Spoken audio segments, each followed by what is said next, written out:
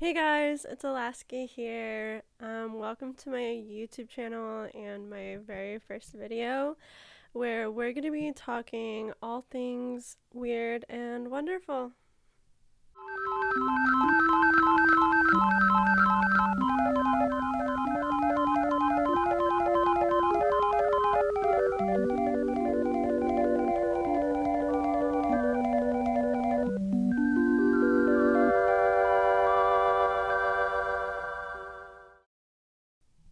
Now, today our topic is going to be the weird, the wild, and the wonderful, everybody's favorite online encyclopedia, Wikipedia, and the depths of Wikipedia.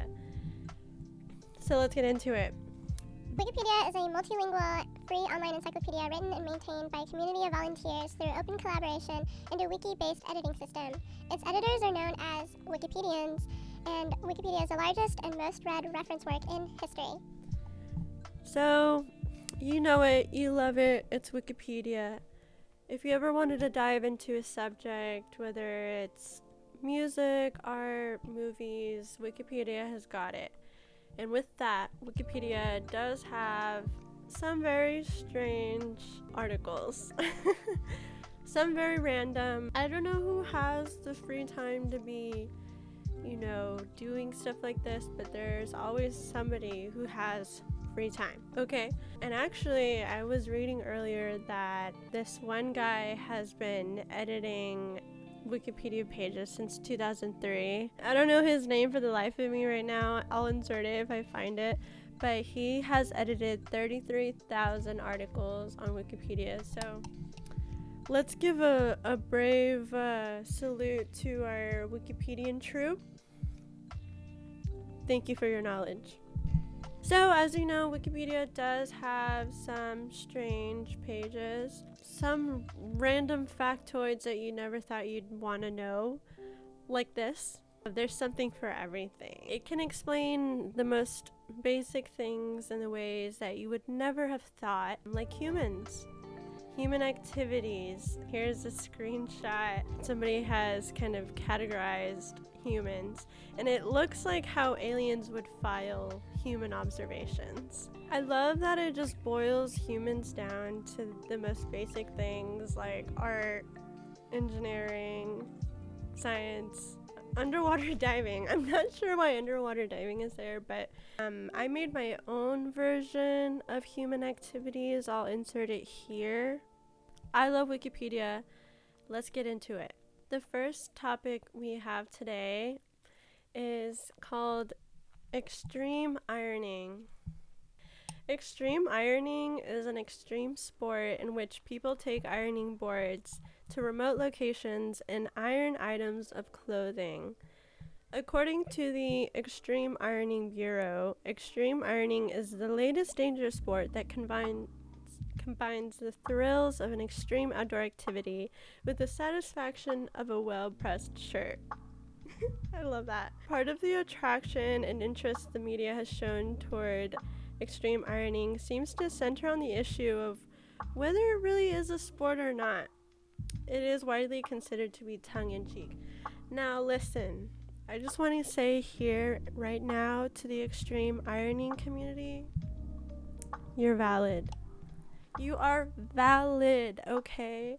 Like, I understand some sports, like, not being real. Like, okay, you know what isn't a valid sport? Pickleball. I'm just gonna go out here and say it. I don't care if it's controversial. Pickleball is stupid, and extreme ironing is in, so get into it. Some locations where such performances have taken place include a mountainside of a difficult climb, a forest, in a canoe, while skiing or snowboarding, in the middle of the street, underwater, and while parachuting. These performances can be conducted by group or solo. Okay, let's get into the history. Extreme ironing was invented in 1997 in Leicester, England by resident Phil Shaw in the back garden. Shaw came home from what he recalls as a really hard day at the knitwear factory. Shaw had a number of chores to do, including ironing his shirts. Preferring the idea of going out to rock climb, he decided to combine the activities in a new extreme sport. Okay, I love that. I love that he was just like, bruh, I don't feel like ironing and doing my chores, and I would rather go rock climbing. And so his energy was very like, why not both? I'm here for it. Whatever makes life interesting. In June 1999, Shaw, who uses the nickname Steam, embarked on an international tour to promote the activity. The stops included the US, Fiji, New Zealand, Australia, and South Africa. An encounter with German tourists in New Zealand led to the formation of a group called the Extreme Ironing International and the German Extreme Ironing Section, but this has yet to be popularized in North America. Let's change that, okay?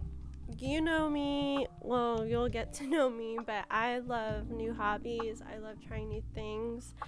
So, low-key, I kind of want to get into extreme ironing. This sounds dope.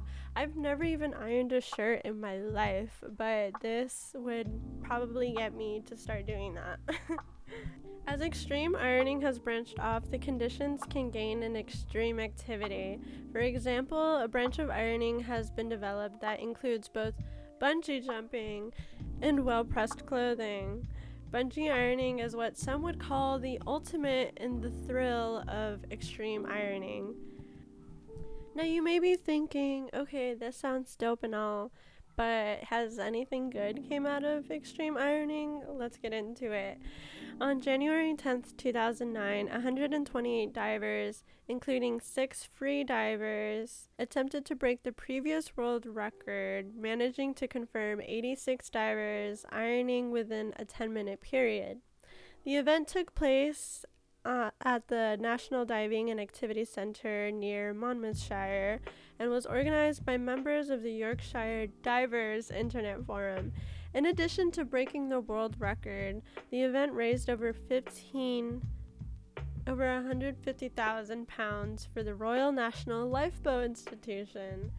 So they raised awareness and money for something, so that's pretty cool. This is a thing, this is dope, and I approve of it. Next topic. Desire paths. Oh my gosh, I always go off about stuff like this, and once you learn about it, you kind of start to notice it more, like when you're out on walks. Let's get into it. Desire paths. A desire path, also known as a cow path, is an unplanned small trail created as a consequence of mechanical erosion caused by human or animal traffic. The path usually represents the shortest or the most easily navigated route between an origin and destination, and the width and severity of its surface erosion are often indicators of the traffic level it receives. I'll be inserting some pictures here. Typical desire paths. Desire paths typically emerge as convenient shortcuts. So like if you see a sidewalk going all the way around something and you're like, I can just walk over the grass and cut through, most likely you're gonna take that shorter path if you're not a nerd. And so once you start walking and taking the short path, other people, humans, are just conditioned to follow. So over time, a path carves out in grass or dirt or what have you, and these desire paths form. And I think that's so cute. I love that we as humans have this innate desire to just, sometimes not take the unnatural path. And I think that's really cute. Landscapers sometimes accommodate these desire paths by paving them, like actually integrating them into the official path network rather than blocking them.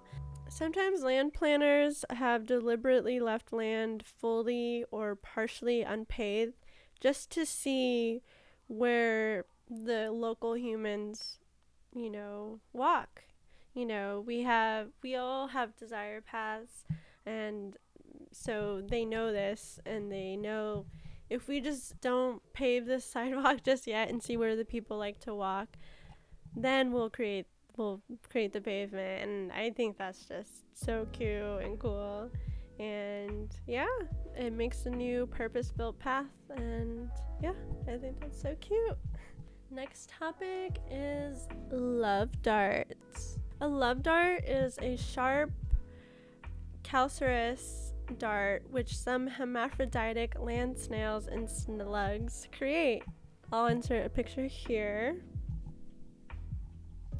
Love darts are both formed and stored eternally in a dart sac. The darts are made in sexually mature animals only and are used as part of the sequence of events during courtship. Kings, before actual mating takes place. So these snails and slugs are literally shooting their shot, and I think that's so cute. The process of using love darts is a form of sexual selection. Prior to copopulation, each of the two snails attempts to shoot one or more darts into the other snail, and so they kind of stab them. I don't know if it hurts, but I mean, clearly in the cycle of life in these snails, it seemed to work out for them. All of the love darts contain this chemical called alamone, which is like a pheromone. So this is kind of like equates to chocolate or wine for humans, like how it's an aphrodisiac. It gets you a little saucy, and so these love darts put a pheromone into the other snail, and they're like, what's up? And then they mate. And I think that is so cute. So yeah, that's all part of the courting ritual for snails and slugs. So now you might be wondering, Alaska, this kind of sounds like Cupid's arrow, and you're right, watcher/listener. This does have something to do with Cupid. So Wikipedia on this article actually included a paragraph called The Cupid Connection. Some writers have commented on the parallel between the love darts of snails and the love darts fired by the Greek god Eros, called Cupid in Roman mythology. So it has been said that this was the connection between the two. Mollusk expert Ronald Chase of McGill University said about the garden snail, "I believe the myth of Cupid and his arrows has its basis in this snail species, which is actually native to Greece." He added, "The Greeks probably knew about this behavior because they were pretty good naturalists and observers." In some languages, the darts that these snails use before mating is also known as an arrow. For example, in German, it's called a Liebesfehl or love arrow, and in Czech, it's called a Siplapsky, which is arrow of love. So there you have it. That is where Cupid's arrows came from. It was actually just Greeks chilling, and they observed snails shooting these little love darts. The more you know. I love that. Next topic, we have exploding trousers. In New Zealand in the 1930s, farmers reportedly had trouble with exploding trousers as a result of attempts to control ragwort, an agricultural weed. Farmers had been spraying sodium chlorate, a government-recommended weed killer, onto the ragwort, and some of the spray had ended up on their clothes and overalls. Sodium chlorate is a strong oxidizing agent and reacted with the organic fibers, like wool and cotton, of the clothes. Reports had farmers' trousers variously smoldering and bursting into flame, particularly when exposed to heat or naked flames. One report had trousers that were hanging on a washing line starting to smoke. There were also several reports of trousers exploding while farmers were wearing them, causing severe burns. Okay, this puts a whole new meaning into Liar Liar Pants on Fire. Like, imagine the insane irony of, like, lying on somebody's name. Like, imagine this. It's the 1930s, you're a farmer in New Zealand, and you're lying on somebody's name, and your pants literally catch on fire. Like, imagine the irony, like, when really it was just a freaking weed killer. Like, I'm sorry about that. I just had to, like, mention that. Like, that's too cute. So, exploding trousers was a problem in the 30s, and then somebody kind of figured out, maybe it's these chemicals, and it was declining in usage. So in May 2006, the Exploding Pants episode of the popular US television show Mythbusters investigated the idea that trousers could explode based on the events of New Zealand in 1930s. Experimenters tested 4 substances on 100% cotton overalls. They used gunpowder and water, a certain herbicide, a certain fertilizer, and nitrocellulose. And out of all of these experiments, they concluded that, sodium chlorate was very dangerous and it exploded their trousers. So that myth was in fact true and not busted. And so exploding trousers is a thing. Next topic, a list of sexually active popes. Never mind, I'm not even gonna get into this one. Next topic, loudness war. The loudness war is a trend of increasing audio levels in recorded music, which reduces audio fidelity and, according to many critics, audio enjoyment. Basically, over time, music has gotten louder and louder and louder. Increasing loudness was first reported as early as the 1940s, with respect to mastering practices for 7-inch singles.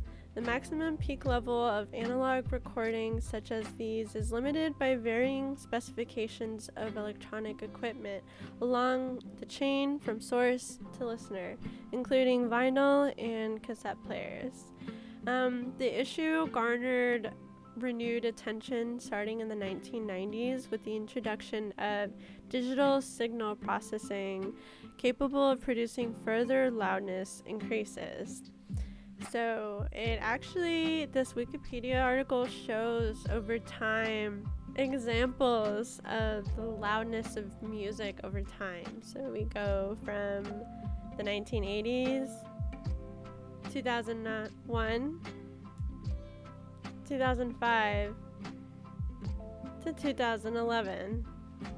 And so it kind of gets into it and shows that over time, music is getting louder and louder.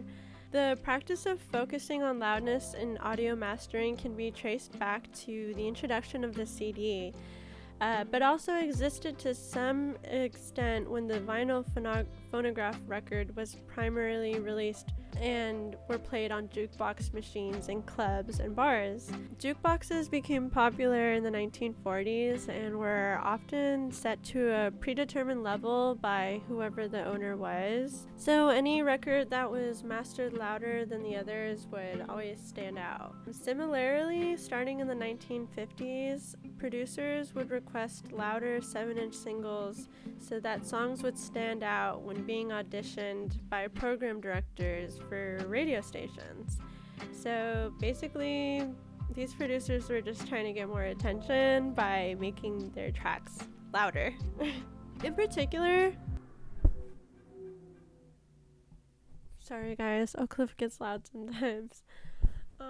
In particular, many Motown records pushed the limits of how loud records could be made. According to one of their engineers, they were notorious for cutting some of the hottest 45s in the industry. In the 1960s and 70s, compilation albums of hits by multiple different artists became popular, and if artists and producers found their song was quieter than the others on the compilation, they would insist that their song be remastered to be competitive. People were just trying to get more attention for their tracks, so they would master their songs to be louder.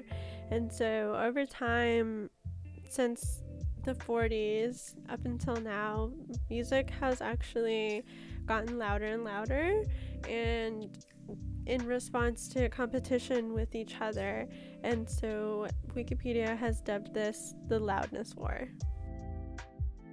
This is a little bonus Wikipedia screenshot. Wikipedia has a lot of specific words for things. Sometimes these words can be really long and obnoxious and unable to be spelled off of the top of your head. They capture a feeling so well.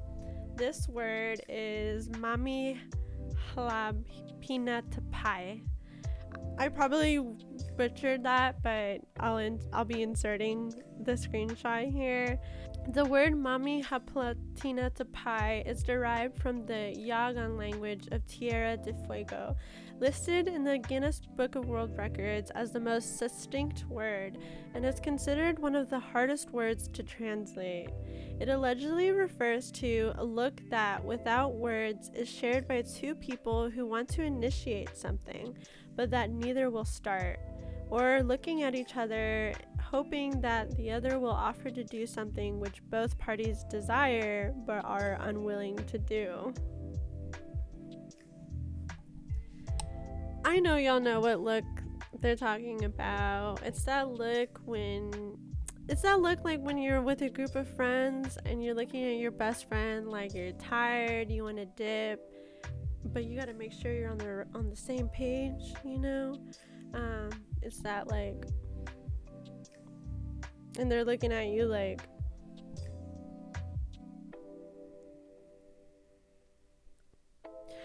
that.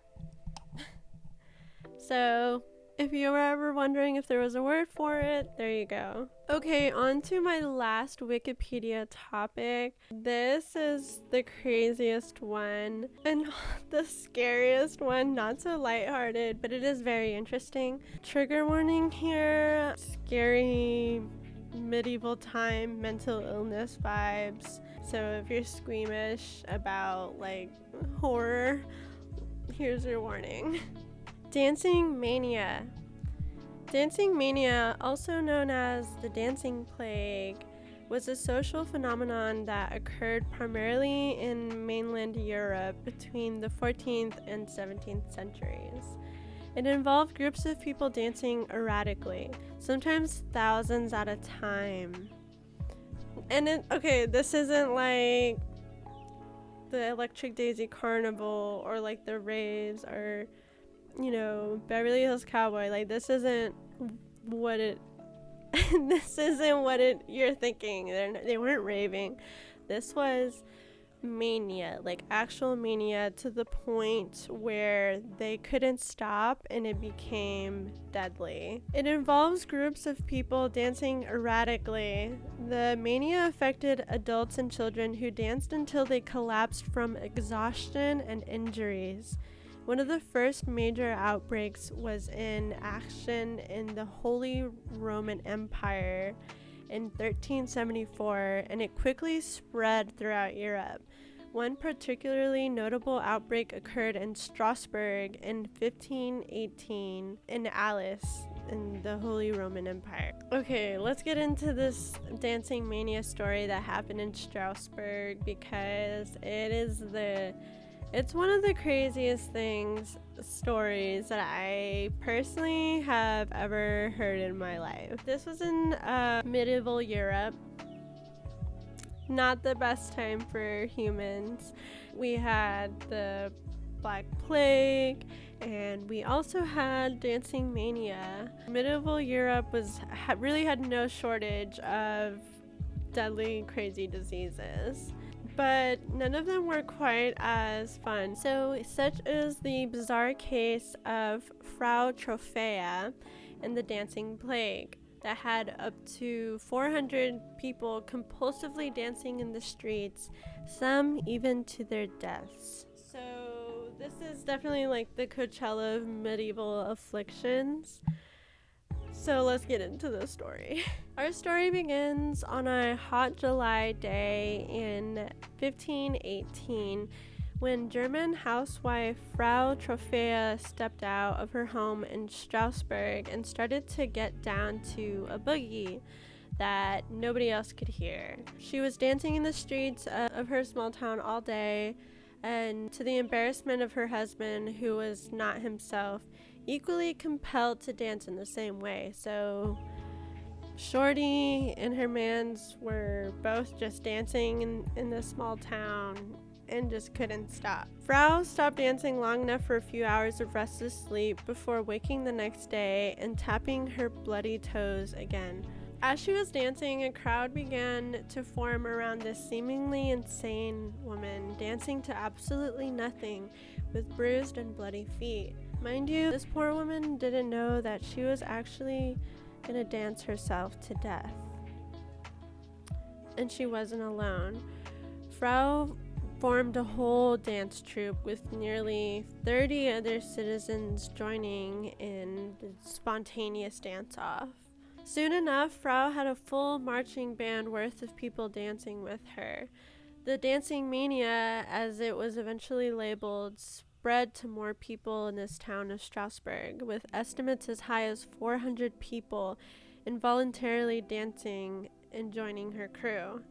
It quickly grew to a full-grown crisis that the city council had no clue how to manage this insane occurrence. The only clear thing that they could agree on was that these groovy kids were not having a groovy time. Dancers were in obvious pain, screaming in agony, begging for mercy from whatever bizarre affliction they were suffering from, this dancing mania.